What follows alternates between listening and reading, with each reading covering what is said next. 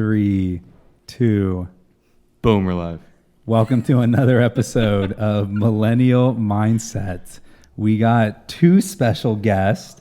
We got Ciara Hanna. You said my name right. Good job. Thank you so much. The Yellow Power Ranger. And we also got, as promised from last episodes, the one and only, my girlfriend, the beautiful girlfriend, Wait, Amanda y'all Matson. are dating? No way. It's going to be going. And you know what's so funny? Everybody's pretty much related at this I was table. just going to say me and Dalton are related. Or I mean, And you're not related. That's Except Brian. It's very Alabama.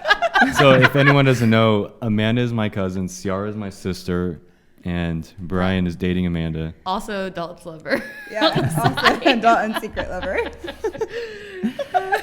Just kidding. They got a bromance. Anyways, but I'm pretty impressed. Our second episode, we had a major league pitcher on, Cole Irvin. And our third episode, we have a movie star celebrity, Guys, Ciara Hanna. I know I'm a movie star. And we did have to bribe them with some wine just to get them on the show. But here we are. I'm so excited. This is going to be another awesome episode. And so let's get right into it. Ciara, Hi. let's talk about the Yellow Power Ranger and how you got into the Mighty Morphin Power Rangers and where it all began. Let's talk about me, my favorite thing. Well, I'm an actress, obviously. But I've been doing acting for a long time. I did it when I was younger. I did like commercials and modeling and all that jazz. And when I went to middle school, I decided I didn't want to do anymore because I wanted to learn stuff. That was a big mistake. Just kidding. Keep in school, guys. And then when I graduated high school, I'm taking on the long road right now. But before I graduated high school, I was working at a tanning salon my senior year of high school. Wait, pause. Can we go back to middle school? And what did you do in middle school? I learned and did band. And what else? Steppers. Stop! Amanda went to middle school with me, so she knows the nerdy, weird. And Ciara. what instrument did you play? I played the flute. I was actually really good. I was front row advanced band. Wait, so Great hip hop dancer. at which point did you know you wanted to become an actress? That's actually weird because my mom gave me weirdly enough, my mom gave me a choice. But she was like, I can homeschool you and do acting and everything, or you can do school. And the thought of my mom homeschooling me, I'm like, no, but really I wanted to like make friends and do the whole real thing. And so but I didn't really think about acting. I always enjoyed it and everything, but what's a weird thing what I was getting into is my senior year of high school, they were doing auditions for America's Next Top Model, but the shorty season, which is like 5, 7 and under. And everyone at the tanning salon I was working at, everyone at school wanted to try out. And I was like, oh, that's weird. Like, I guess, you know what? I want to try out for fun, thinking nothing of it at all. And I tried out. My mom took me to LA. I tried out, and out of 70,000 girls, I was also there. You did. No one else made it but me, I'll tell you that much. A lot of people hated me even more. But I made it, and I got to the top 13 people in America's Next Top Model, which was pretty cool. Yeah, and I didn't make it further because of politics, but weirdly enough, that sparked me into acting because I was in front of a camera. And it was weird to be in front of a camera and how alive it made me feel. And when I was younger, I used to do like singing competitions, weirdly enough, because I do not have a voice anymore. But I used to do performances, and I was a very, very shy kid. And I didn't talk to anyone until middle school, my mom will tell you. And on stage, I came alive. So I think that was part of the reason why I'm like, I think that's where I belong. And that's where I am now. Awesome. So that's something interesting too, because with my dancing, I'm like more of a quiet guy, and that's when I feel I come alive too, is when I'm on stage. When I'm in front of people, that's when I come alive. Well, that's what you remind me of that, because Dalton is the same way as I was, where me and Dalton were the shy kids of our family, and I got out of my show eventually, but, and Dalton has too, but we both were really shy and didn't talk to anyone. Like, we clung to our parents, that was it. Don't even talk to us, don't even try. I don't care about friends. I'm going to stay home in my own comfort space. Dalton, what's up, man? But we both, like, like I noticed that whenever I've seen you doing any of your, unfortunately watched you do your dancing stuff as your sister, you came alive the same way. Whenever I see home videos, it's funny because I see myself, like I become something else, and that becomes a comfort zone and almost a free space for you to be someone else, which is why I think I like acting so much. So it's pretty much you're living two lives. You got a life of being an actress and then a life of your personal life. I guess so. I blended them together over the years, but I definitely have to make a separation. Now, I've done acting now professionally for 10 years now. Wow. It's 10 years as of 2019, which is that blows my mind. But it's been a decade, and so I've noticed that I have to keep things separate because you kind of lose reality. Yeah. And I've seen a lot of your stuff. You're actually really good. So I want to give you a ton of credit. I hate it because a lot of my stuff I think is terrible. Really? Yes, I hate all my stuff. But my stuff that I do now as an adult, well, I mean, I've kind of always been an adult, technically, legally. But now I feel more comfortable with everything. And I've talked to a lot of directors and producers specifically this last year. Funny you say that. And they were like, everything they've seen of me, they haven't seen what I'm capable of, and I know I'm very capable of so many things, and I've never had anything to showcase that. So I appreciate what you're saying, but I don't think, if you think I'm good then, I'm sorry, because I don't. Like I have a lot of projects this last year or the last 2 years, and I'm like, I want people to see so bad because it makes me feel good I feel confident in my job finally for the last things I've done last 2 years. And you've beaten some pretty big names. Yeah, actually. So if you guys want to give Ciara a follow, Ciara, what's your IG? And it's very entertaining too. You come up with some really good stuff. I have no idea like how you're that creative because it's so entertaining. Thank you. I don't know where my mind is half the time anyway, so I appreciate it that some people appreciate it. It's at Ciara, Ciara Hanna, Hanna 20. So at Ciara Hanna 20. And everyone asked me, were you 20 years old when you did it? Like, no, some little sneaky little sly person came in and made an Instagram Ciara Hanna. I don't know who you are out there. What made you come up with 20? When's my birthday? Oh. Come on, Dalton. My birthday is January 20th, everyone. And make sure you follow the official Ciara Hanna page. It's verified, so it has that blue little check mark. Actually, I went on Twitter first, and that was the first thing. I was like, really? This is so. Who else has Ciara Hanna? That makes no sense to me. So I made 20, and then I had to make my Instagram. Because there's a couple of pages that are not the correct one. I have so many. I have so many pages, mainly on Facebook, but I have a lot of. I actually found out recently that I have a lot of Bumble and Tinder pages that are fake. And I'm not joking. I've had some Catfish. I've had Amanda's brother had to send me it and say, like, I just matched with you. I'm like, oh, that's weird. And I've had my own friends literally like, that's so crazy. I thought you were in a relationship. I'm like, I don't know what your relationship's like, I guess. Like, no, I'm not trying to hook up with you. Sorry. But it's so easy to have a fake profile nowadays, which is very scary to me. And that comes with the territory of entertainment, I've noticed. And so, like, I have a fake profile. People have made a fake profile for me and for my mom, my sister. Wow. And me. Yeah, and they all they'll communicate with each other. So even your great grandma had a fake profile for a little bit. Swanna, getting on those.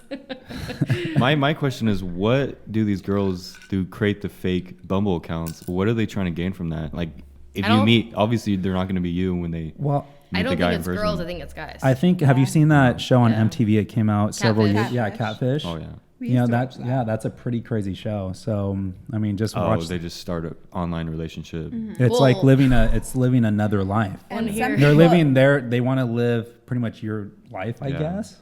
You want to hear a really, really, really funny story? All right. So let's hear it. So when I was filming in New Zealand, this was 2012 for Power Rangers. Mm-hmm.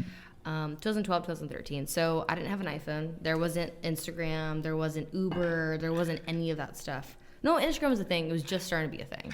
Take the back. But I didn't have FaceTime. There was Skype. Like, nothing. Like, I couldn't communicate. Just to give you guys just a ballpark where I'm at here. So I had a boyfriend at the time. And I broke up with him. I didn't want to be with him anymore. I was like, I am in New Zealand. Like, I have been here for months. Like, I need to be free. And, like, long distance is really hard because I can only talk, the time difference, everything. I couldn't talk to him, nothing. I had like a little New Zealand phone. I could talk like 3 text messages at a time. And maybe only in Wi-Fi, which was like never, because Wi-Fi wasn't a thing then for some reason in New Zealand. So anyway, I had someone take my name and make a fake email and was messaging my ex and saying all these things, how much they love me and miss me. Whoa. And my ex believed me because I never talked to him. And the email was something I would have done. And they learned my language and watched everything. So they talked just like me, because my ex, I don't want to say his name, but at the time sent me screenshots after I found everything. And they literally talked just like me and gave detail and would post and made another account and would post things at the exact same time I would. And so they had a whole thing and act like they were in love with me still. And then they would brag about someone else I'm with. And it turned out that, and then my ex tried to come out and fly out to me because he thought we were back together. And it was real. That was. Oh. Okay. Yeah. Yeah. But it was just that to me, that's what's scary. I was like, and then that same person convinced a bunch of my friends from high school that it was me as well. So that's what's scary is people, it's really easy to catfish. Yeah. Because you put your personality online so easily, and you literally have this whole like you put everything out there. You have no privacy now. So and even then, it surprised me. Then it was so easy for them to do it then. But I'm like, nowadays, you can literally be someone else. It happened in May at your sister's bachelorette party. The girls we were with thought you were that fake profile. I forgot about that. You're right. Well, so just got to make sure you're safe then. Make sure you're monitoring all the social media platforms. Yeah, Anyway, so let's get into Power Rangers. Where in the time frame of you being an actress did you get that opportunity? Yeah, so like I said, I was starting acting in 2009, like after high school, so summer of 2009. I started going to like this and that, blah, blah, blah. So moved to LA. Amanda helped me, thank you, in 2010. Do you have to live in LA to be an actress? At that time, yeah. Not anymore. Like the whole industry has changed the last 10 years, and I can go into a whole like hour-long thing into that, but the industry has changed where you don't need to be in LA anymore. It helps with certain things, but you don't need to. At the time, they didn't have self-tapes. They're this and that. You had to be in the room, so LA was very important. So I moved to LA in 2010. I did audition. Funny thing, I auditioned for Power Rangers in, I think, 2010. Yeah, you got the part before you accepted it. You got it once before. Yeah, so I auditioned for Power Rangers, which is the season before my Power Rangers Samurai. And I got really far into auditioning for the Yellow Ranger again. And I was like, oh, I didn't even know Power Rangers was still a thing. Like, I remember that when I was little. I didn't even, to me, it blew my mind that it was still a thing. I'm like, that's weird. Hopefully it's a lot better. Psych. No, I love it. I'll go back into it. But anyway, I auditioned for it. I got to the very end of it, and I got so far into it, they gave me a contract. And so I got a contract, and I had my manager, I had my entertainment lawyer look at it, and they're like, nope, I wouldn't do that if I were you. And for me to have to make decisions to not be a Power Ranger was probably the hardest decision I've ever done in my life. I remember specifically being down on the freeway near my house with my mom. My mom was in the car in our Suburban we had, and being on the phone with my manager saying, you shouldn't take this. And I was crying because I'm like, going to New Zealand, I was poor at the time. I'm like, I can make a lot of money being a Power Ranger, and I'm having to say no because of just legal and money reasons. And I said no. Wow. I said no, but to me, I always go by gut feeling, and I didn't feel correct at the time. And I was like, you know what, you're right. I tried to convince myself it was fine. So in between, I did soap operas, this, that, whatever. And then the fall in 2012, they called me. The producer called my manager and was like, hey, so we really like Ciara, really want to bring her in. So they brought me into producer sessions, and I skipped all the little steps, and it felt right. I told my manager, my agent, I'm like, you know what, this feels like something I really want to do, and I just feel really connected to it. And yeah, I auditioned for my season, and this was in 2012. And yeah, I ended up, I auditioned for the Pink Ranger, actually. So how did you get the Yellow Power Ranger? I didn't fit the character profile of the Pink Ranger, I found out. Really? I wore a pink shirt every time I went to the audition room. And everyone in the audition room knew I was going to get it for some reason because they kept matching me with everyone. And I've never felt so confident in my entire life. I was like, I know I'm going to get this. But I auditioned, I was like, I'm going to be the Pink Ranger. I'm going to be the next Amy Jo Johnson. Like, I thought I was going to be Kimberly. Like, I thought I was going to be, like, the coolest person in the world. And then... just not to keep talking and boring you guys, but I remember I did the whole audition thing, which is a very intense, weird process. And then I remember driving again to LA, I think, for something else. And my agent called me and I was like, hey, are you driving? I'm like, no. And I kept driving.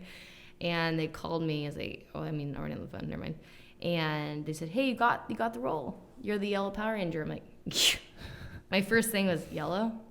No. I wasn't even excited. I'm like, no, you mean pink. And like, no, yellow. I'm like, no. Did you ask them? Like, no, you're the pink Power Ranger. I'm like, and I freaked out. I'm like, whatever, I'm a Power Ranger. And then my first thing I did was call my dad first because my dad's my favorite person in the world. And then I called my mom. You're my favorite too. But for some reason, my dad just like, I have a soft spot for him. So he was my first, then my mom. And then, but I asked eventually, like, why, when I auditioned for pink, why did I get yellow? One, it came down to a race situation, which was interesting. Because in the original 1993, if everyone knows, the Mighty Morphin Power Rangers, the black one was a black guy. Yellow was an Asian, and so on and so forth. So, it became very racist, and the 90s was a huge thing. They were like, you can't do that. So if you watch any Power Rangers after that, they don't do that anymore. So we had different races and all that stuff audition for different roles. So because I got me, and they ended up getting Christina Masterson, which is partially Filipino. And so they made her pink, and they made me yellow. But our personalities match as well. I'm not gonna, I'm very much, the yellow was a tough person. Sorry. And then just really intense. And then the pink was very flowery and takes pictures and very soft and environmental, and I'm not into those. So when you're on set, are you actually doing all the stunts? Because it's very physical. Like the Power Rangers are moving all over the place. Did you have karate experience? If you're under 5, I'm gonna say yeah, I do everything. But when you audition, which is why I was saying the audition process was interesting. They ask for what things you have, skills. So you don't need to have exactly karate, martial arts skills to be a Power Ranger. Found that out. It does help, but they pretty much ask, what can you do? Are you capable? Are you willing? I tell everyone, because I have many friends now that have been Power Rangers past me, and they always come to me for advice because I'm open, I'll talk about it. But it's you don't need to be a ninja. Just if you're willing and very capable and just want to learn everything, then you can be a Power Ranger. And if you are coordinated. So Crystal's not very balanced. Yeah, neither am I. And Crystal is your sister, for people who don't know. Our sister. Yeah, Crystal also has a cracked eardrum, so her balance is like this.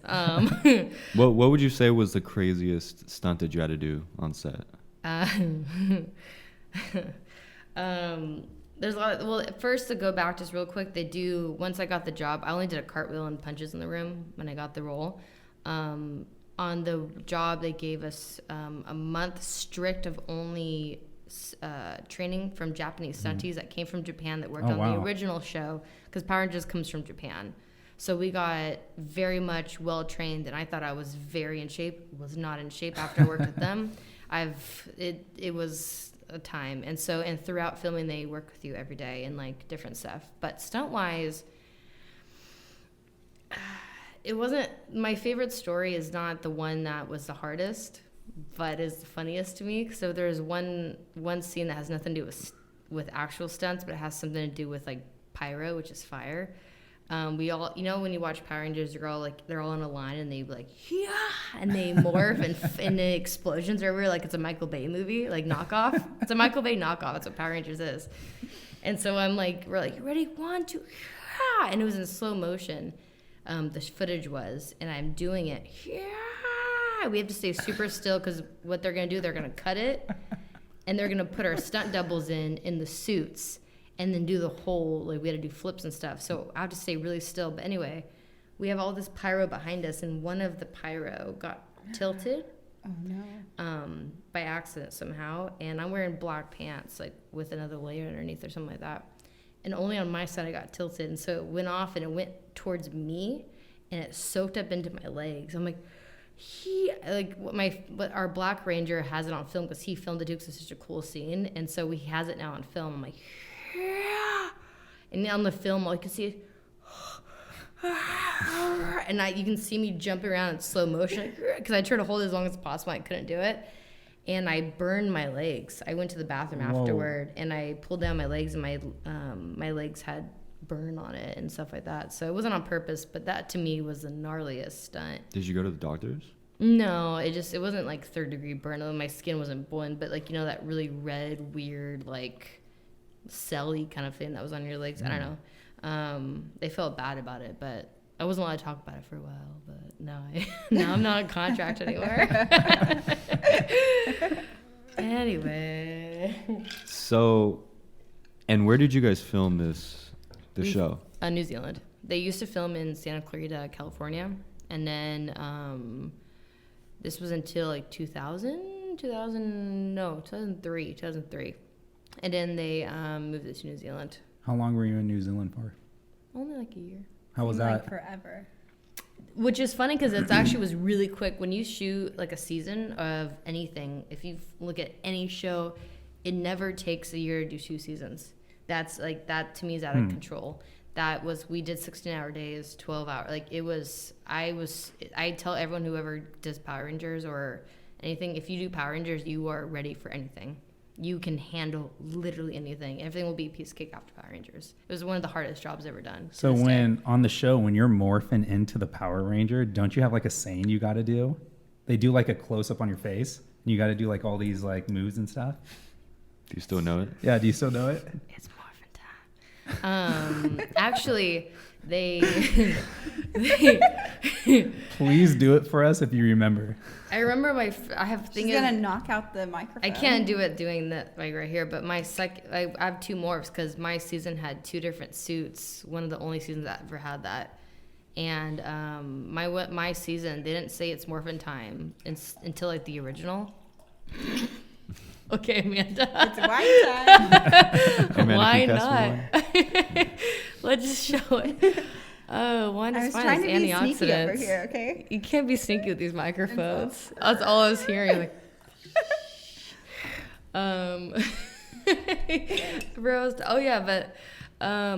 they brought back It's Morphin Time for my season. It's more like the classic It's Morphin Time that everyone knows. Mighty Morphin Power Rangers. Oh my god. But my season was supposed to celebrate Mighty Morphin. So I can turn into every Power Ranger from the past, which is, I think, really cool. Like, I guess that's cool.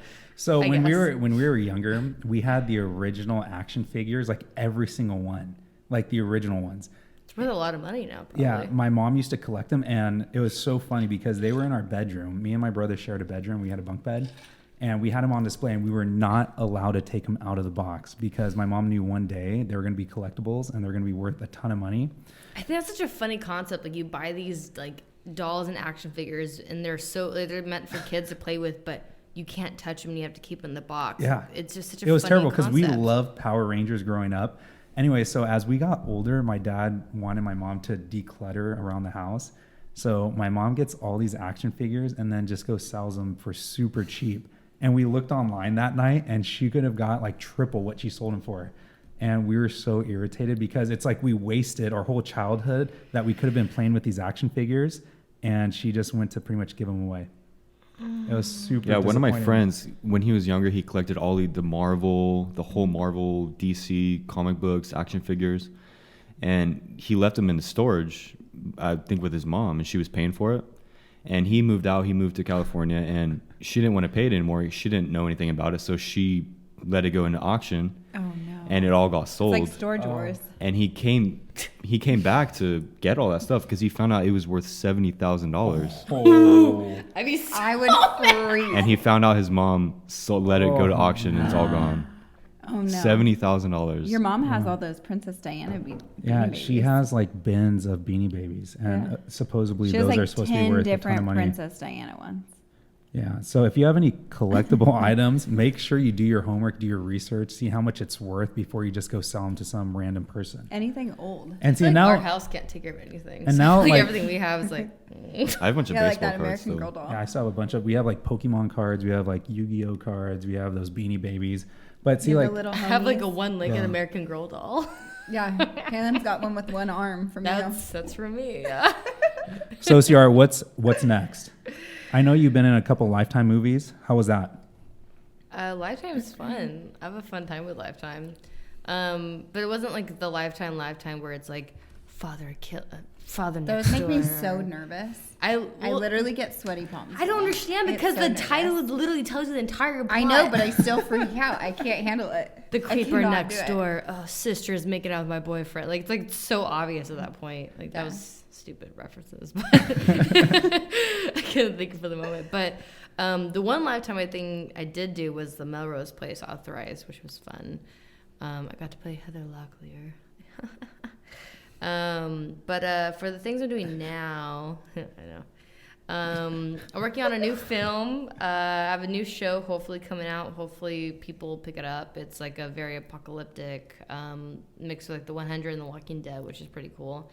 Don't know where that's going, but we're hoping for good things. It's called Fracture. Hopefully it's still called Fracture when it comes out. Working on another film called Hank. Still filming that, so I don't have any information about that, but that's cool. And then I'm working on a rom-com called Stars Fell in Alabama with my friend James Maslow, which is pretty cool. Very cool. We wish you nothing but the best. Thank you. And who are some of like the biggest actors or actresses you have worked with? I always forget what actresses and actors I worked with because Do you get starstruck? She would never get starstruck because she does not know I've their been names. I've been starstruck on one. I've been starstruck on two people. Like she'll walk past Jennifer Aniston and not know who she is. That's like lie. I got starstruck off John Mayer, which was very embarrassing because I did his music video and it was very, very embarrassing. I couldn't talk to him and it was, yeah. Rachel McAdams, I got not embarrassed, but starstruck by, because she's one of my favorites. But other than that, yeah, I don't, but I forget people I've worked with. Like I've worked with Jessica Biel, which she was amazing. I worked with Christopher Lloyd. I worked with William Shatner. He played my grandfather in the film. Jerry Ryan, also from Starstruck. She played my mom, which was cool. Shannon Doherty played my mom in a movie I did from 90210. I feel like I've worked with a lot of people. I forget I've worked with so many cool people. Like, And they're, I'm assuming, like down to earth. They're just normal people. yeah, I mean everyone was pretty cool. I mean, I've had no. I'm trying to think now. What's actually really funny is the people who are the most diva on set are the people that are nothing at all. Not to call them nothing, but it's like I've been on sets where the extras or maybe someone who is like a guest star or something or a co-star, they act more privileged than the actual main star of the movie or show. And I don't know why that is and what's happening, but I've experienced one person. I'm afraid to say their name because I don't want this to be out there, but I've experienced one bad experience with somebody, and I'm really afraid to say it. But Then we Don't should, say it. yeah, we should keep it. You in, sure? Yeah. Yeah. You can tell us what happened. You don't Yeah, have tell to us say the the name. story. Don't say the name. so I was working on a Nickelodeon show. I'll hint it enough. I worked on a Nickelodeon show. It was after Power Rangers, and it was like one of the first, not one of the first, but whatever. And I was on this Nickelodeon show. I feel like this is a guessing game. Trying to figure out. who Yeah, you're talking about. isn't this fun? Isn't this fun for everyone? So anyway, so I was guest star. I was like, sweet, and I've worked on a similar show prior on Nickelodeon, not Power Rangers, but I was like, okay, it's the same realm, cool. So the star that is a singer now, but I totally know. I'm hinting really hard. So I was on set and I went to you do a reading before, like a table reading before any show or movie or anything. So we're at the table reading. She was late, which is fine, Oh, so but kind of she's a annoying. she. Dang it. Narrowing it down more. So anyway, so that was fine. I didn't really care at that point. And her mom was with her. She had like a posse, whatever. I don't really care. To me, I'm like, I'm very like, until I get on set, I become strictly really professional and I want to get my job done correctly. You can have fun in between, but make sure you are where you need to be. To me, that's how work is. I'm being paid for this. I need to do my job. So, but on set, she was making everyone feel very, if she did something wrong, she made you feel like it was your job, your fault. And she belittled you for it. And she just was she blamed the entire world around her except herself. And that really bothered me because I feel like everyone there is doing their job as best as possible. Like, it doesn't matter if you, on crew, if you're grip or this or sound, and like even if you're picking up trash, who cares? If you're art, it doesn't matter what you are, you're all there doing a job, and we all need everyone for this. So to me, I had a really bad experience with her because I was hoping it'd be a good thing.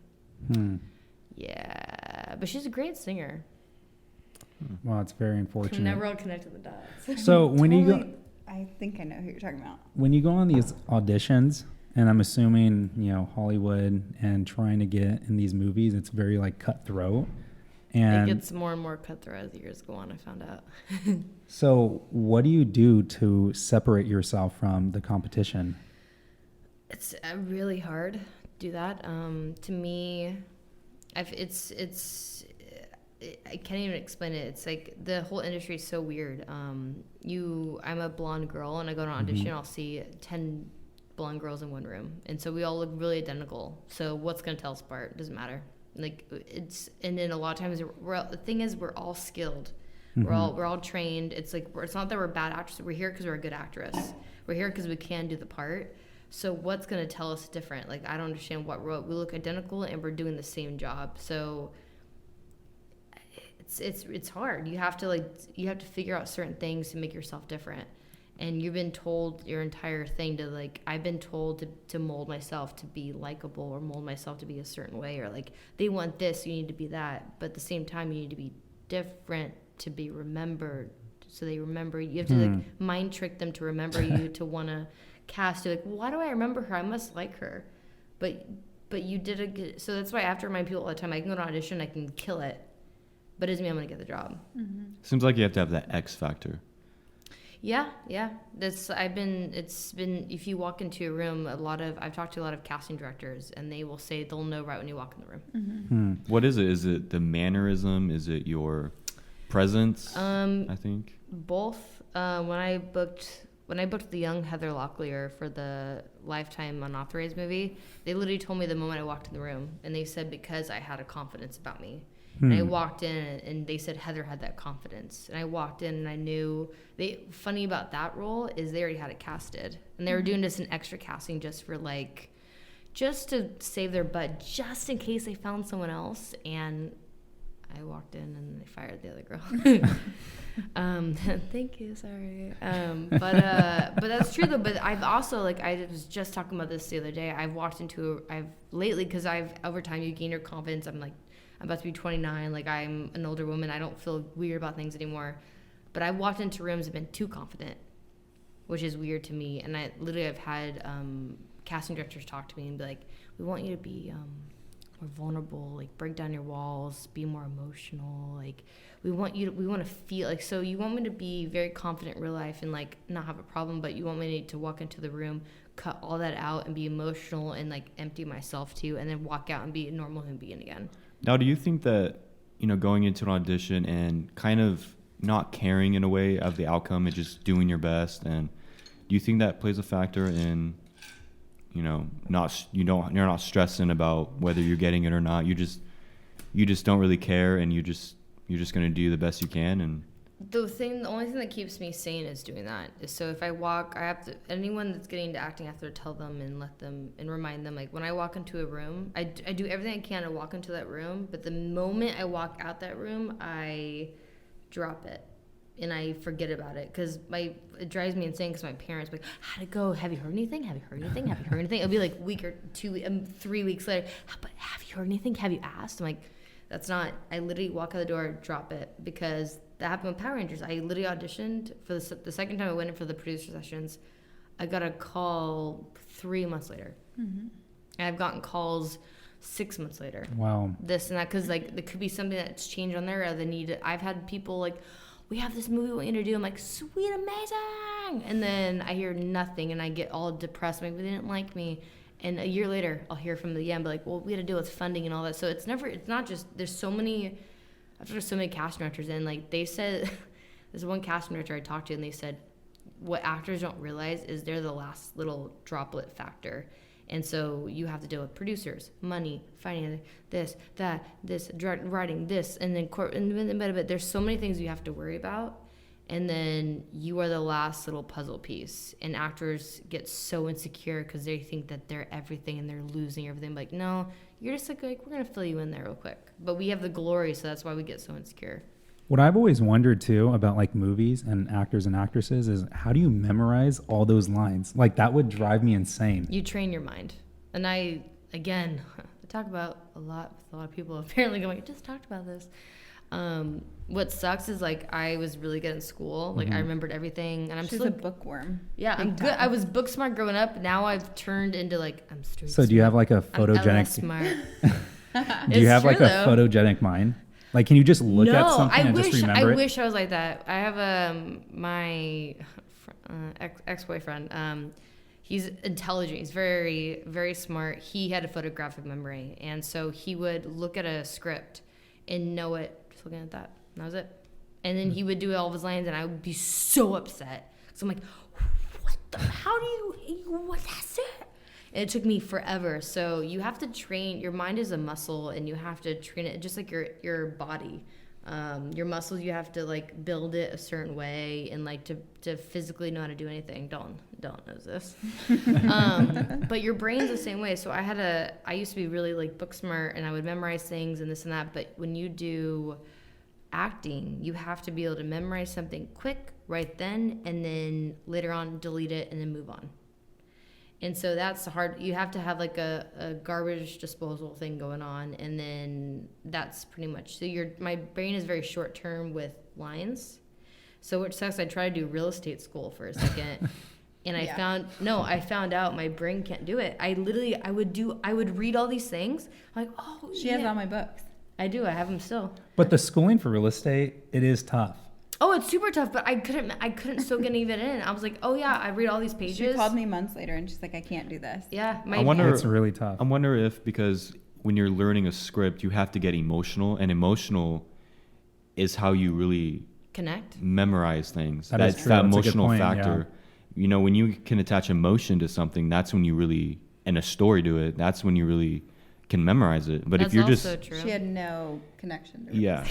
Zero. I was like, I'm doing this to make money. I don't really care. But Dalton's right. Like you have to be connected emotionally. And I also found out I was a very I do this with lines to learn. I write things down. So people I know do notes and this. I have to physically write something down to memorize or remember something. So my lines, I used to just write down with pen and paper. I write all my lines down to remember it. Because when I write, I did that in school too. I remember. How many times would you have to do that to memorize it?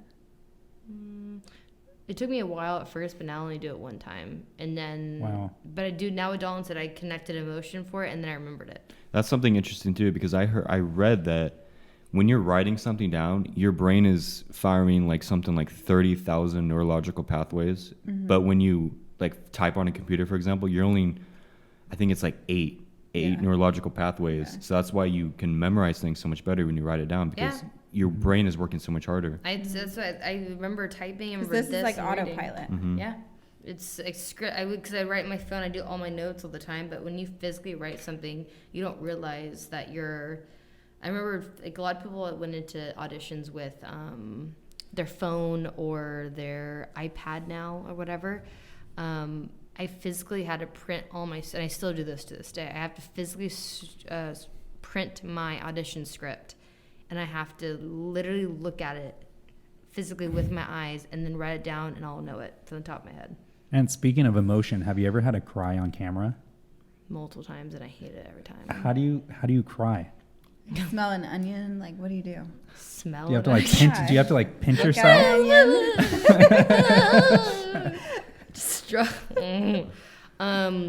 It's hard because there's so many different ways to do it. So for me, in the beginning I've grabbed things from my life that made me very emotional. No onions were involved. No onions were hurt in the making of this. But I normally listen to music. A lot of people listen to music, and I take real things in my real life that used to make me sad, or like, well, that could happen, and that would kill me. What I've learned recently doing classes through this company I've been doing, they tell you not to use personal things to make you cry because you cheapen your memory, I learned. So, for example, if you had someone that died in your life or something that like makes you get really emotional, don't use that, because you almost are giving yourself therapy. You're thinking about it and learning about it and crying about it, which I learned that like quick and hard. So I used to use like my dad dying or Kokomo dying and this and that. And then Kokomo actually died, and that became a huge, actually used that in my last film I did. And that became a thing. So I used it for a second, but I learned while doing it that it definitely, in the moment of crying about Kokomo, I started using therapy about Kokomo. As I was crying, I stopped crying. So you kind of have to become the character and cry and put yourself in their shoes to cry in those moments. I'm not good at being emotional, I found out on the screen. Because I can cry all day, but as soon as you put the camera on, I'm like, I'm feeling quite fine actually now. Yeah, it's about learning the way your body works when you're in that emotional state, and learning how to put your body in that state. You know, learning how you cry, the mannerism that you cry, your body language, the ability to just put yourself in that state. Everyone's different. I know every actor I've talked to literally I know people that literally, if you say cry, one teardrop will start falling. I'm not joking. I know them. And I'm so jealous. I'm like, I wish I was like that. That's so annoying, because that's when you see someone cry on screen, you're like, they're a great actor. That's not necessarily the case. It could be just really good at crying. But that's such you have to, everyone's different. You have to be able to be a certain way. If something triggers you, do this, that. But being emotional is not an easy thing. And that's something that, you know, we can all use in business or anything that you want to do. If you're nervous, if you're afraid, you have the ability to put yourself in a confident state, and you can achieve anything you want. And that's something that Tony Robbins talks about a lot. But you can switch your emotions really quickly. They call that a people person, but what that is you connecting and turning on your different emotions. Mm-hmm. It's like that little gate. You turn the notch. It's not, we're all being actors here in real life, aren't we? Your ability to control your emotional state, and that's really essential if you want to be successful in life. Yeah, pretty much, yeah. I think the more positive you are, and just in every area of your life, the more success you're going to get. And what I think is crazy too is controlling your emotions. It's like when you jump out of an airplane and go skydiving. No way would I do that. I would not do that either. Would you? I wouldn't do it, yeah. Really? But would you? My first thought is my mom would kill me. I want to. His brother did it and didn't tell anybody until crazy. after Remember the when fact. Crystal On purpose. Crystal almost did? Yeah. You want to do that? I think falling through the sky and looking over the earth. I think that's what you're getting for your birthday. I think that's probably the most blissful state you can ever be in. Okay, you and Christopher can go for your birthday. People said they highly recommend it, but I couldn't. No. I've heard highly recommended as well. I would freak. But to like go to my point is, you can have two people jump out of a plane, go skydiving. One person's going to be freaked out, and it's going to be the most like terrible experience of their life. And then you get another person, probably like Dalton. I would black out. It's going to be the most exhilarating experience of their life. So it's like controlling your emotions. Even like just pushing yourself past that limit. Like, exactly. I know I follow Will Smith on social media, and he did that. He put yourself to overcome that fear.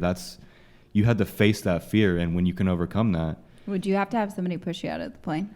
I did bungee jumping, and that you think you could just jump? Oh, but how high was the bungee jump?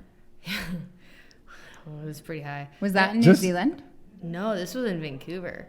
Just talking about heights, my palms are sweating. Yeah. Like, I'm freaked out. I thought I was the coolest chick in I'm like, I'm going first. I thought my balls were this big. I told all the guys get in the back of the line. I was so excited. I was in Vancouver thinking, I'm in a different country. I'm gonna go bungee jumping. I'm not gonna tell my mom. I didn't. I went there, and I literally was like, everything changes when you're on this ledge for some odd reason. And I've been ziplining before a million times, and none of it ever scared me. And I've been in heights, but for some reason the thought of jumping without any support throws your mind completely into this different realm. And I couldn't do it. I asked the guy, I'm like, can you push me? He's like, legally we can't. Frick. Do you like roller coasters? Did you jump I'm off? obsessed with roller coasters. Wait, did you jump off? Eventually I had to, but only because I didn't want to be a little kitty cat. And so I jumped, and to be honest, the scariest... Do you remember it? Yes. The scariest part, I have a video somewhere. The scariest part was jumping, and then the free fall. But as soon as you feel the spring like pull at you, then it's like... That's like when the flight attendants start passing out the drinks and stuff. I'm like, okay, this flight's going well. This is good. Like, I freak out every time on an airplane. Hey, flight attendant. Right? No, I freak. Yeah, So, if the flight attendants are freaking out. Then Yeah, that happened on a flight with Oh yeah, that's right. us two, going to Phoenix to your sister's bridal shower. Brian freaked. Yeah, we took off during a thunderstorm. It was pretty crazy. I don't want to get into that though. Bringing back like bad memories. Let's get back. Palms are sweating already. Yeah, let's get back into like roller coasters. Like Ciara, so what is there a roller coaster you would not get on? Let's just say I have Six Flags season pass. Every time I go to Six Flags, I'm the only one who wants to go on the Big Drop of Doom. No one else wants to go on it. No. It's- I went with your mom, well, both of your moms, on New Year's Day several years ago, and I thought I was going to have a heart attack on every single one of those rides. Yeah, Everyone. it was nice. Remember when I had a broken collarbone and I went on roller coasters? Yeah. Do you remember? Yeah. Yeah. That was I in don't- Vegas, right? Hey, Yeah, I broke my collarbone, and I loved roller coasters so much, and I wasn't allowed to. I took my sling off and pretended it was okay. And I was holding my arm, and I went on all the roller coasters like that. Amanda has a crazy story with her younger brother.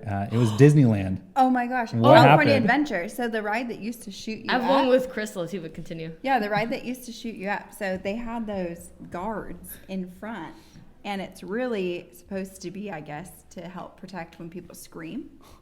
So the guard goes down like this, and there's a belt buckle. You mean the in one between. that drops?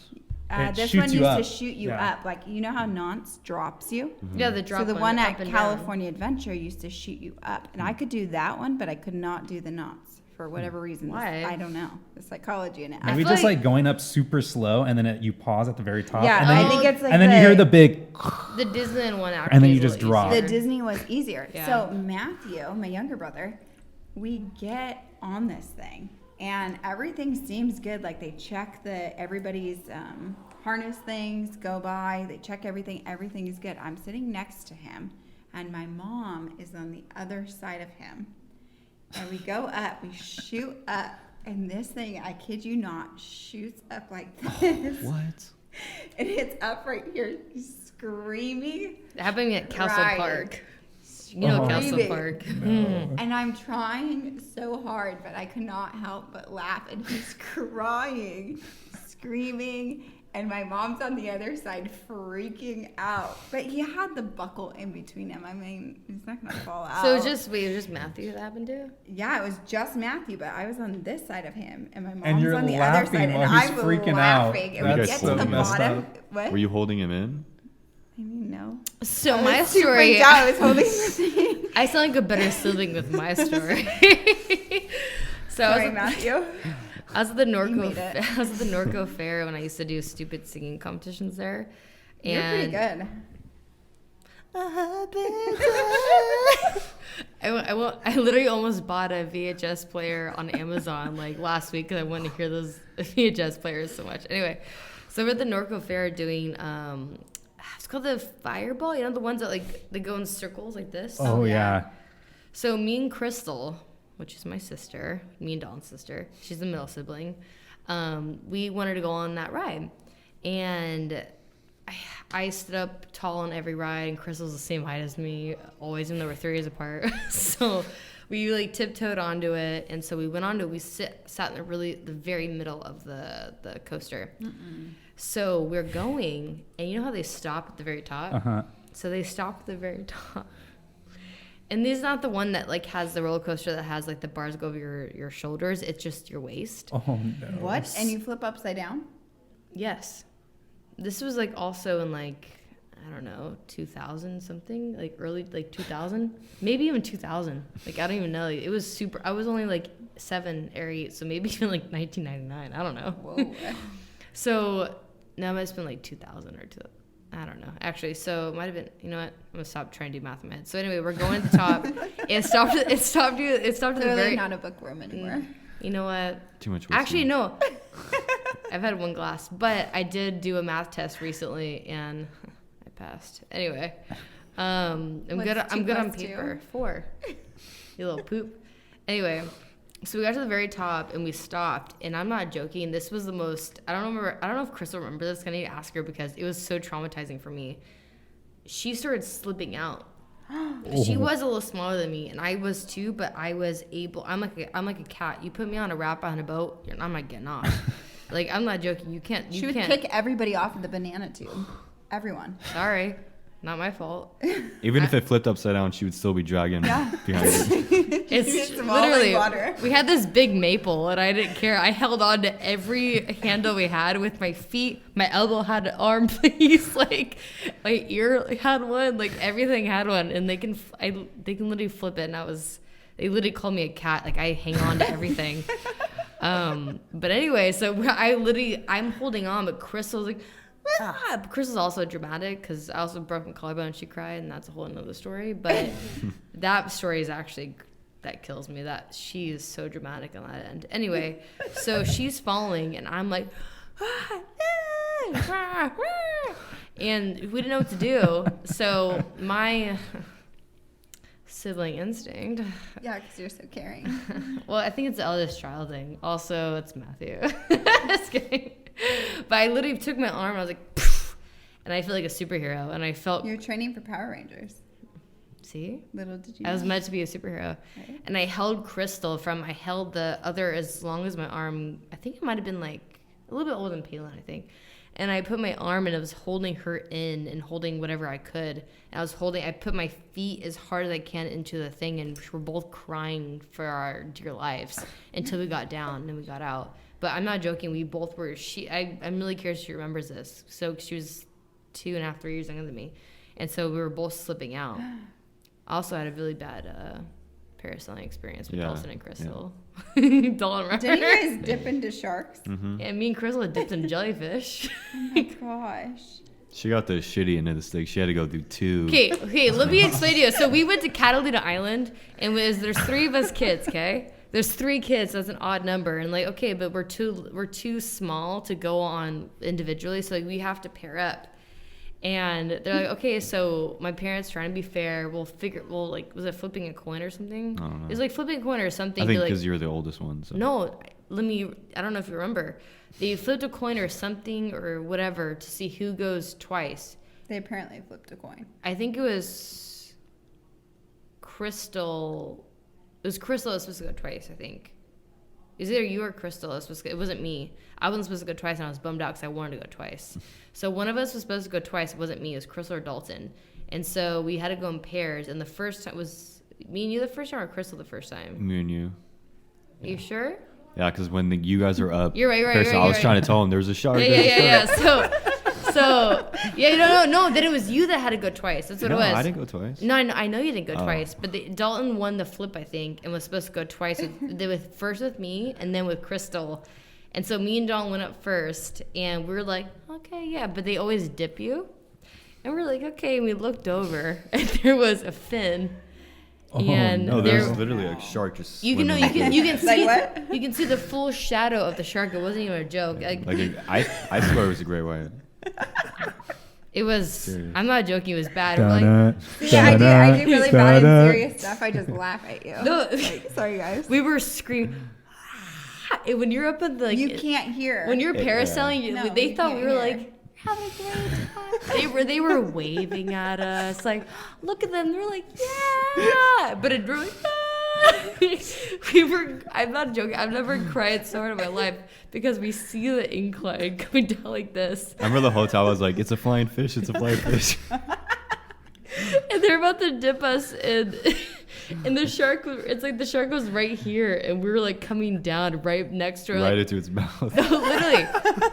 I can't tell we're being dramatic, but the shark was right there, and we're like, don't. I'm trying to tell him, They were there taking pictures. like, okay.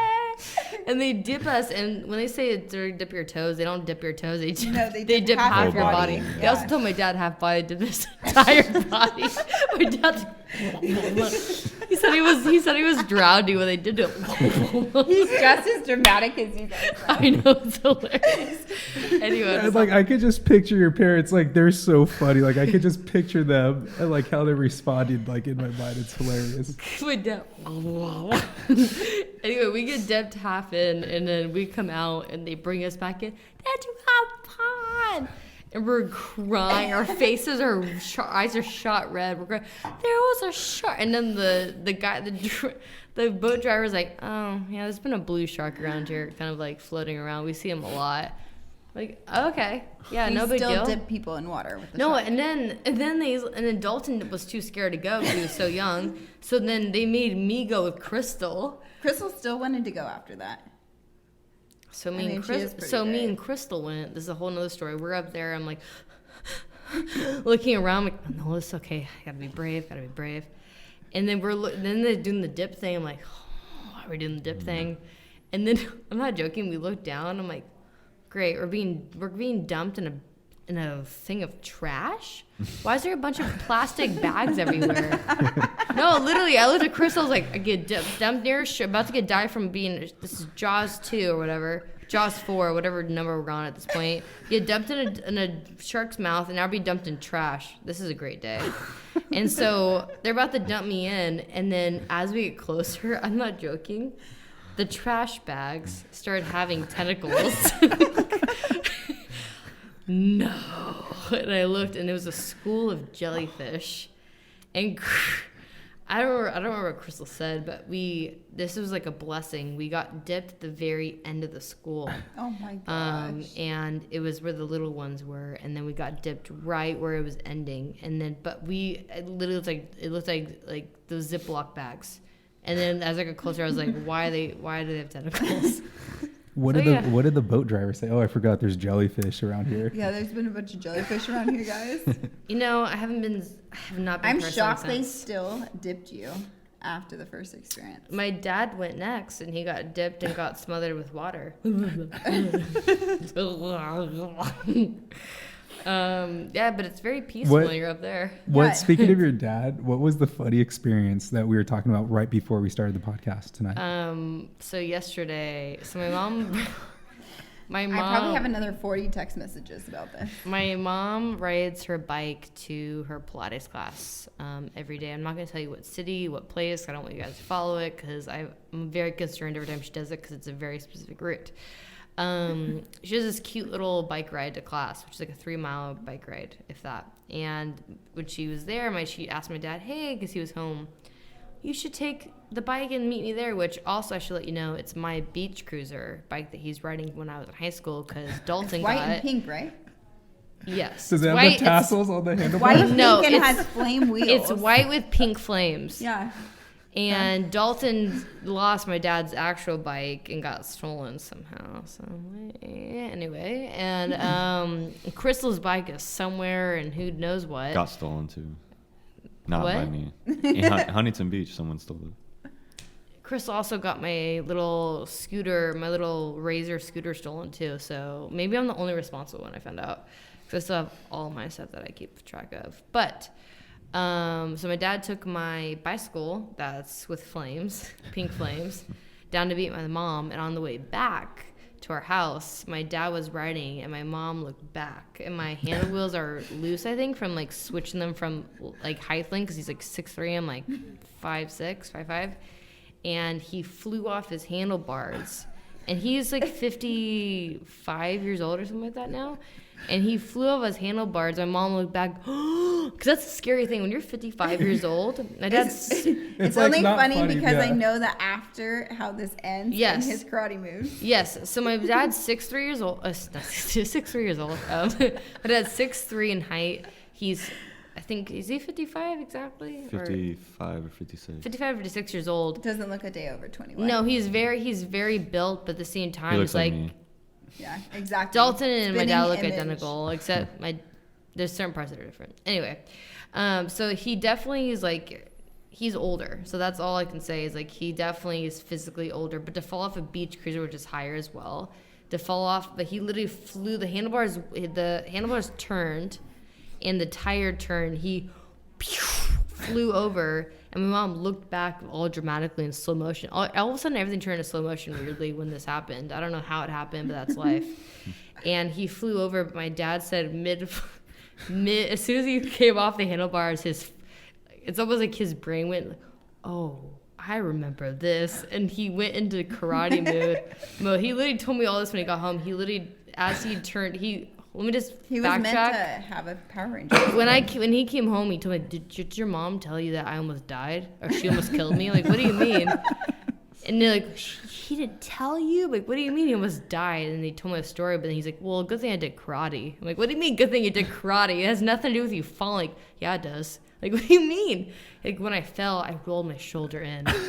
And I fell, and I literally, good thing I did karate, because I know to do that for the impact. And, like, he gave me all these, like, actually really good points, but it just made me laugh that's a good point. Whenever you do something in life, that it will come up to you later in life, and you'll be able to use it.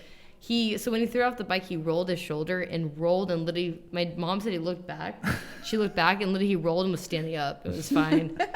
Because I looked at him like, you fell? Are you okay? Yeah, I'm fine. We're going to go golfing. Bye. Like, what do you mean? But he rolled and did a somersault. And he just, because if he rolled, but that is true. When you do like a somersault roll thing, I had to do it in Power Rangers. You roll, and I try to teach Palin this, you roll your shoulder, and you don't feel anything. Thank God, because my dad probably would be in the hospital right now. Mm-hmm. Your parents are like the two like funniest people. We got to get them on the show together. Yeah. Like, that would be hilarious. Yeah, Just tell them no politics. Right? Yeah. You're not allowed to talk about this. Just kidding. We'll let them talk about whatever they want. yeah, we definitely need to get them on the show. Those two are characters. They're great people too. They're pretty funny. My parents made interesting kids. So, back on the Power Ranger subject. Mm-hmm. So, what did you learn from Power Rangers? What do you think was the biggest takeaway from doing the whole experience? I learned how to be on set consistently. I learned how to have really hard days. I learned to deal with weather while filming on set.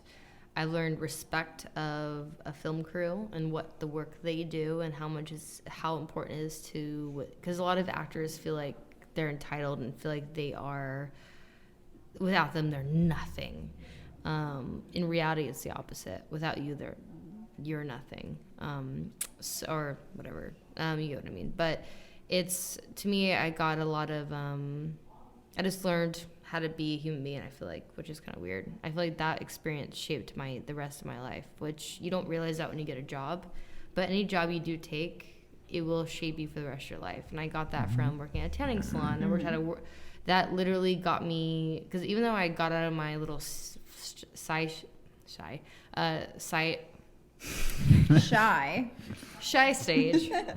I'm an actress, but I can't say words. That 5 times fast. Can't say that.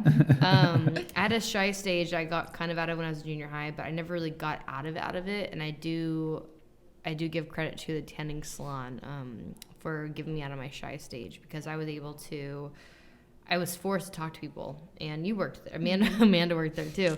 You're forced to have conversations with the strangers every day, and you're almost forced to create a connection with people. And then you start wanting to make a connection with people, and it becomes a whole thing, which actually helped me entirely for acting. So it's weird how things like that, and then I this, and then Power Rangers, and little jobs and little stupid jobs I did, and then big jobs I've done, I worked on New Girl with Jessica Biel, and then this, and then I worked on with Chris. All these big actors I worked with, I'm those were cool experiences that actually made me work better as a person now, but I didn't realize it in the moment. But I took it away and became a better person because of it. Isn't that how isn't that crazy how life works out? Yeah, You know, even dating. That happens the same thing with Yeah. dating. I've dated people, I'm like, you made me a better person. You made me a worse person. It's insane. Yeah, it's hard to connect the dots when you're living through it, but you can look back and you can look. I can't even talk. You See, can what is say that? None of us can Hannah's not talk. being able to speak. Dang. you can say, The wine and the whiskey. but you can He's realize reading that you can realize that everything happened for you and not to you. You can really connect the dots that way. Yeah, I mean, I feel funny now because now that I'm turning 29, I laugh now. I'm like, well, let me tell you, youngin', I've learned that back in my day. I've started doing that, but it's true that I started learning things that I was like, you don't even realize what you're doing because you don't get it in the moment. And that's exactly how but I was the same way when I was 21, 19, 23, all of those. And my mom will tell you because she's like, I know, it's so annoying. I was 23, 24 doing things that people thought were so annoying, but I thought I was right in those moments. I thought I was doing it the correct way. I thought I was doing this. I feel like I know you don't know what I'm doing because you don't know what I'm going through. But they were always right all along, unfortunately. But not always. Like everyone has their own path, so it's not like they understand what you're going through because everyone's life is specific. So to me, it's like now what I accept is everything I did has led me to the person I am now, and I'm very happy with that.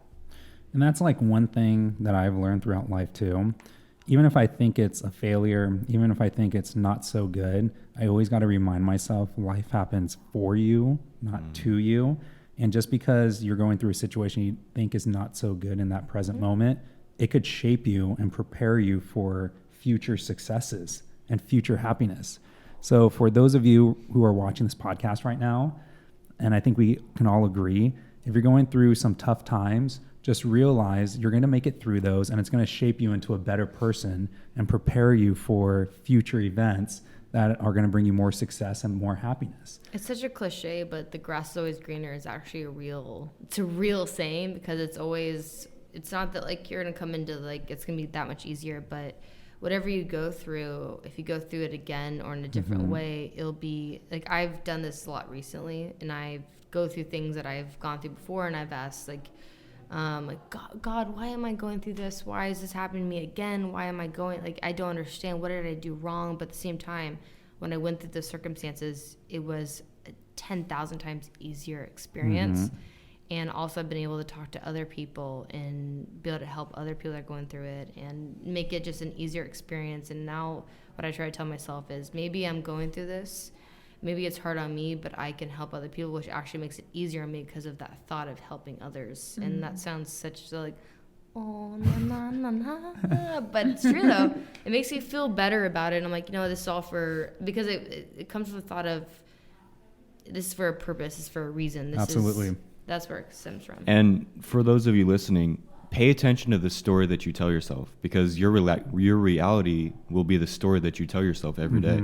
Two people can go through the same circumstances. One person will succeed and one person will fail. It's all the story that you tell yourself, and realize what story you're telling yourself and change it. Decide where you want to go and change that story. And I think one thing that really helps too, no matter what situation you are in life, good or bad, just give gratitude, because somebody always has it worse. I also 100%. think it's important to take a step away from yourself at times, because you get so caught up in yourself and how you're thinking, what you're saying, like your own story. Because like a lot of people do like, well, poor me, this, that, why is this happening? Or they get caught up in the opposite of like, I'm this, I'm that.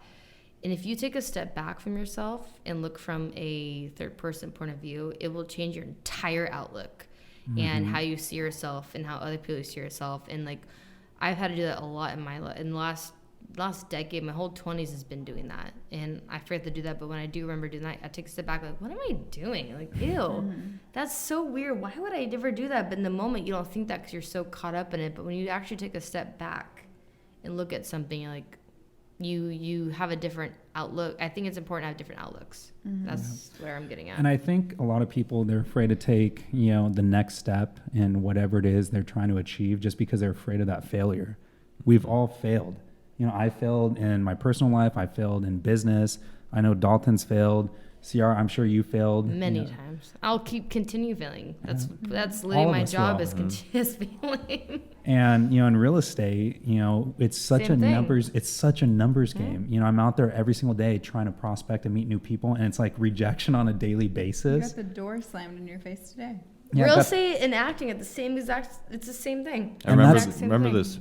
Every no, you're one step closer to a yes. And it just prepares you for that success. And I always try to do this every single time I'm going through a tough time or going through failure. I just give gratitude. I say, thank you so much that I have great health. Thank you. Today when I was door knocking and I got the door slammed on my face, I just said, thank you so much. He called me and literally laughed about it. He's like, yeah, I got a door slammed in my face. I just gave gratitude for it. It's a good outlook though. You're laughing. Yeah. He was. And I just gave thanks for it being sunny outside, for it being a gorgeous day, for me having the ability just to go out and trying to help people. I have my 2 legs that I can walk. I have both my arms. Things that people take for granted every single day. I think you just got to express thankfulness, and it just makes it that much easier. And I think when you give out gratitude, you're going to get more experiences into your life that you can be thankful for. Well, the more you put yourself out there, you realize that as well. Like being around, like going door to door, you see different lifestyles and this and that, and then just like meeting new people, like putting yourself out there to like talk to someone and put effort into seeing how their life is. Like I get that when I go to conventions. I'm like, I will talk to someone in a random state or in Brazil or this, like random cities I've been very blessed to go to, but I also get the experience of, makes me feel like I get a lot of gratitude towards my own life, or I feel this way, or I don't have that experience, or like they're going through that. Like, why am I even worried about? Your worries become nothing compared to what they're worrying about. Like they're literally worrying about finding food that night or having a warm bed, and I'm like, I'm worried about this guy not liking me the same way that I would want them to like me. I'm like, it's so good to put yourself out there because it forces you to put yourself in different like mindset. It puts you in a state to give. Exactly. Because that's what I was trying to get at. If you're just so ungrateful and worried about your own problems, how are you supposed to give to other people and give your energy and, try to be a blessing for all those people that you meet? Well, it's human nature to be selfish. It's human nature to think of yourself and woe is me and all that. But I think it takes a real person and to put yourself outside of it. Takes effort. It takes effort to put yourself outside of that. I mean, especially nowadays, we're not used to putting effort anymore. Everything's so like right there, right that. And I think that's the problem with society is we're forgetting to force ourselves to put ourselves out there because everything's so instant and right there and gratitude and whatever. And the reality is everybody has negatives in their life. Everybody goes through tough times, and it's up to that individual just to focus on the positives, because once you start focusing on all the negatives, you're just going to beat yourself up. And it's going to make life that much more challenging. Well, you are what you focus yourself on. Like people, if you focus on negativity, there's like studies that shown that that's what brings illnesses and this and that. People don't really stress is a perfect example because it's like the biggest thing. When you stress out, it's a mindset, and it releases endorphins and Dalton knows this. Like it's things that like are what you are released when you die. And so your body, that's why you gray and this and that and stress. I'll break out. I grind my teeth. I notice I scratch myself literally physically at night when I stress, and I'll have scratches that I'm bleeding with. Like there's things that you don't realize how much you're killing yourself because of your mindset. You get what you focus on. If you focus on your problems, you're going to continue to get problems. Energy flows where attention goes. Yeah. And if we can give, for all of you that are watching, one thing, it's journaling. And just write down 5 to 10 things every single day that what you're grateful for. And I started journaling, several years ago. And once I started just giving things that I'm thankful for, it kind of changed my mindset. And just do that every single day. And just because, like Ciara mentioned earlier, the mind wants to focus on negative things, and that's just kind of human nature. But when you flip the switch and you start focusing and putting your energy towards things that you're thankful it makes a dramatic difference every single day. There's not to put like a little like, you should read this, because I'm not sponsored by them at all, but there's a book called The Artist Way that actually got me through when I was in New Zealand. a guy that was writing on our show, he showed me this book, and it literally changed my life in that moment because I was so stuck on thinking negatively. I was away from my family the first time. I was doing this and that and having boyfriend problems. Like, there's so many things that were happening in my life. And he showed me this book called The Artist Way. And because I remember telling him, I was like, I can't think of this, that. And so The Artist Way is a way of opening your creativity for writing and this and that. But I think it's good for anyone because part of what you said, part of the sections is writing every day in a journal. And so and I did, and I have journals. I have them somewhere, and I kept them because they're hilarious to me. That you have to write for a certain amount of time, and you're just writing. And you can write literally right in the morning, right when you wake up, write. And so you write, and you can write about what you dreamt about. You can write what you're thinking about. You can write about literally. I read through them. I write blah blah blah. I don't know why I'm writing this. This is making me write it. I really don't care. I'm so tired. Like, I would write that. It doesn't matter. But as you keep writing, things flow out, and you feel so much better after writing. So I think it's good for people to let out their thoughts, and that's why a lot of people who talk a lot or like have these kind of things, and that's what therapy sessions are. They're you talking. Yeah, I make every boyfriend my journal. Like, you better listen to me or I'm gone. Well, I call him all the time and I tell him all kinds of stuff that I'm thinking because he's so positive and he's so good at coaching people and teaching them Good positive outlooks. Like, if somebody would have slammed the door on my face today, I would have been crying. But we used to door knock together, and he would be like, well, don't get offended by this, and completely spin it. And you do the same thing.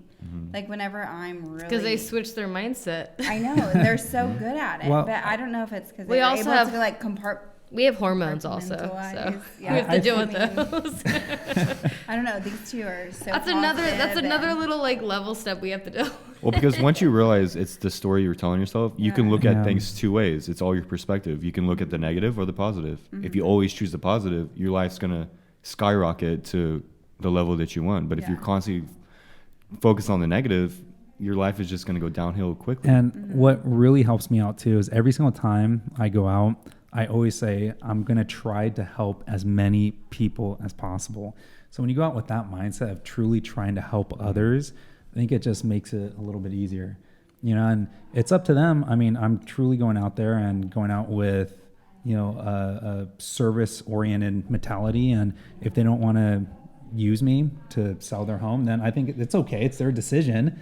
But I think I'm coming from a place of really trying to help them and really caring. Well, you have to think is like every door you knock on is an impact. You're making an impact on somebody's life, and that's the same mentality I have like when I go to conventions. Like I literally am sitting there in a random place I've never been in my life. I never met you, but every time someone comes up to me and I say hi, you are making or vice versa. If I say hi to somebody else, it doesn't matter. It could be the opposite thing where I'm saying hi to like Rachel Matt. I'm like, but that's why to me it's so important to, when you do talk to somebody, whether it's a friend, a family member, or a stranger, to have what you're saying, a positive energy and a positive outlook on it, because you're putting impact. I remember my freshman year in high school, and this is so funny that it stuck to me so hard for some odd reason.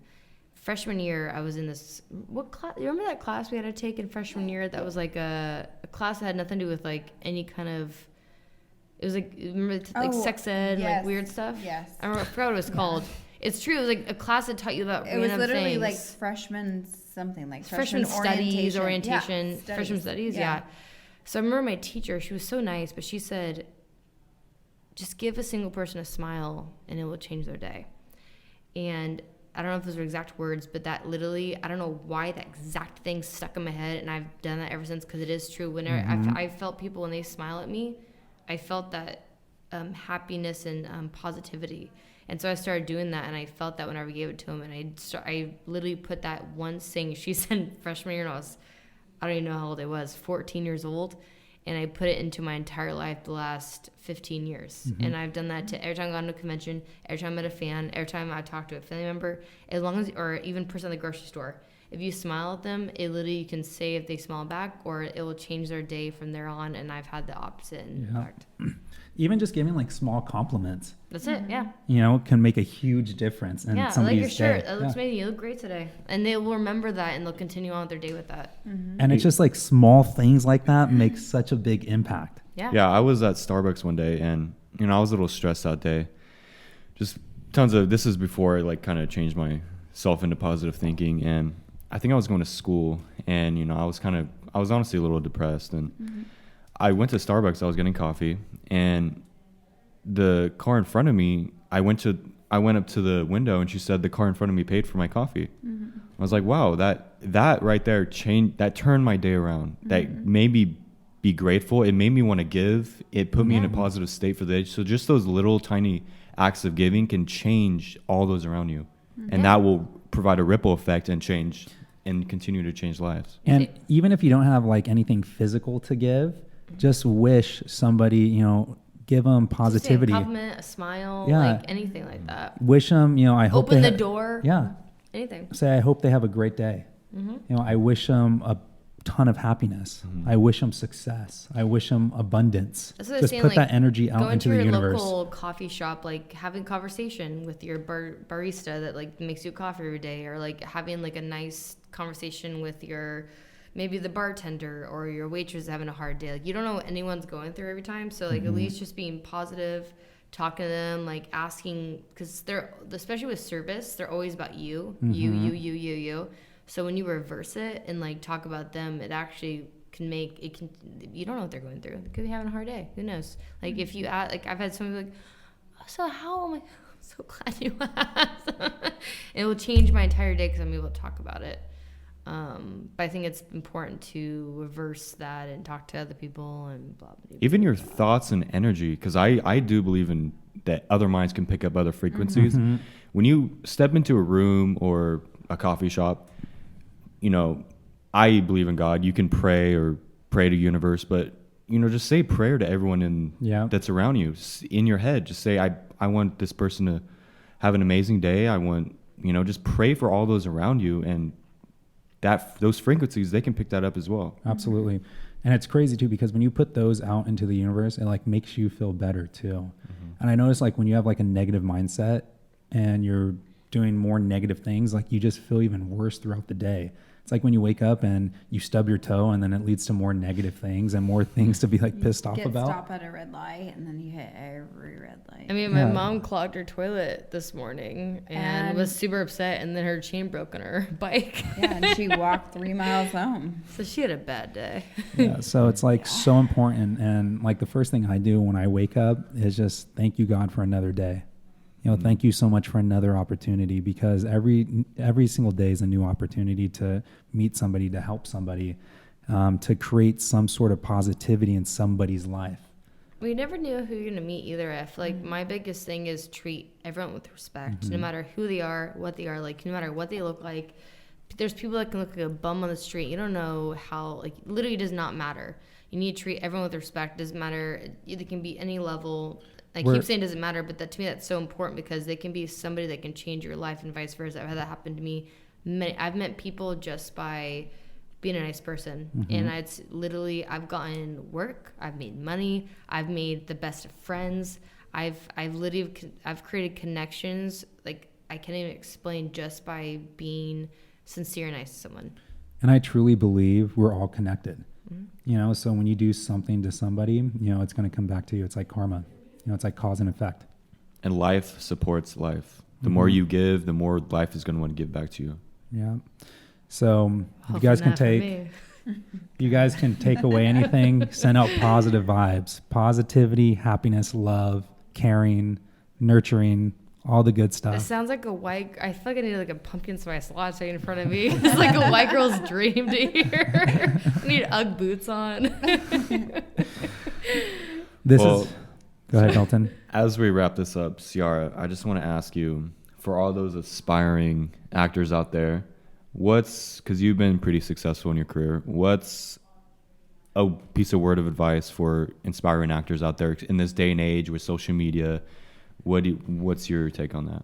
First of all, thank you, Dalton. My biggest thing that I always tell people is literally don't stop.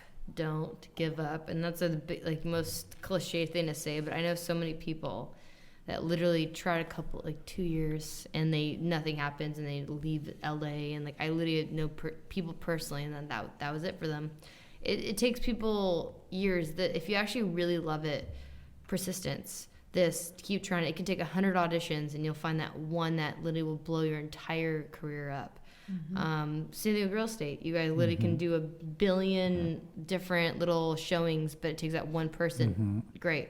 Acting same way. So to me, it's persistence, keeping up, communication, keeping up with all your your things. Make sure your pictures are good, you're real, this, that, you're on top of it. Just being on top of everything and being consistent, and not remember it's not you. A lot of actors get really depressed because they think they take, when they get negativity or they get declined a role, they take it very personally. And I started doing that for a little bit of a time, and they have to remember it's not them. They went a different direction. They decide they already need the role. They needed a different name with more followers. They need I've gotten so many roles taken away from me because of followers, a lot, or blonde just not in now. I got that. I'm not joking. That I get that way too much. Wow. That's the sad part. Caucasian's not in this. That I'm not even joking. I get these all the time, and it becomes very political. And so you have to tell yourself, it's not me. It's not me. But you have to remind yourself again, do the best I can. As long as you're doing the best you can't feel guilty about it, can't be mad about it. So consistency, keep going. It's not you. It's the whole it's not you, it's them, or no, it's not you, it's me. So the opposite. Never mind. But just keep going. If you actually really do enjoy it, keep going, and you just have to keep yourself alive. Awesome. That's awesome. Are we missing anything else? Any more questions? How's your life? Fantastic. Sweet. I guess that's it. Well, Ciara, on that note, thank you so much for Aw. guest starring on our Thank podcast. you. I'm actually sad this is coming to I an know, end. this was such a great time. It went by so quick. We're going to have you on future episodes. Can I come be another little host? Yes. Yeah, And guys, anytime. You're always invited. And guys, if there's anything you want to ask Ciara, just leave comments or shoot us a DM, and we'll be sure to answer or ask those for her. Sweet. And we can't forget, you got to comment, subscribe. Hit the notification bells. Yes, turn on the notifications. That's what we need Kaylin for. I know. I need Palin. And- Palin's my niece. She's 7 years old. We're definitely going to get Amanda on future episodes. We're going to get Ciara on future episodes. We'll be on every episode. Yeah, we're going to be on every episode, of course. And that concludes another episode of Millennial Mindset. We'll catch you guys in the next one. Take care.